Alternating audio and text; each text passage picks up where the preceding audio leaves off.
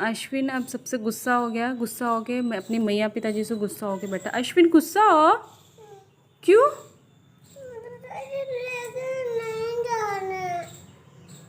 Hello नमस्कार दोस्तों, स्वागत है आपका मेरे यूट्यूब चैनल पर जिसका नाम है माँ का संसार। कैसे हैं आप सब? आशा करती हूँ आप सब बहुत अच्छे होंगे। तो ये वीडियो है, ये ज्यूतिया का व्रत है। लास्ट ईयर मैंने ज्यूतिया स्टार्ट किया था, तो उस टाइम का वीडियो मेरे गैलरी में पड़ी हुई थी, तो मैंने देखा, तो मैंने सोचा चलो अभी कुछ दिनों में ज्यूतिया आने वाला है। वैसे बोलते हैं जो ज्यूतिया का व्रत होता है अपने वंश के लिए किया जाता है, और वंश तो बेटों को ही माना जाता है। लेकिन मुझे लगता है कि ये व्रत सिर्फ बेटा और बेटी को डिफ्रेंशिएट करके नहीं करना चाहिए। बेटा हो या बेटी, ये व्रत अपने संतान के लिए होना चाहिए, बेटा हो या बेटी हो।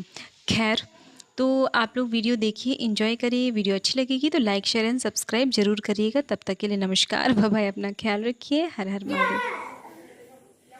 खड़ा दीजिए, खड़ा दीजिए। ऐसे जय। अश्विनी बोल दो हर हर महादेव। फिर से बोल दो हर हर महादेव।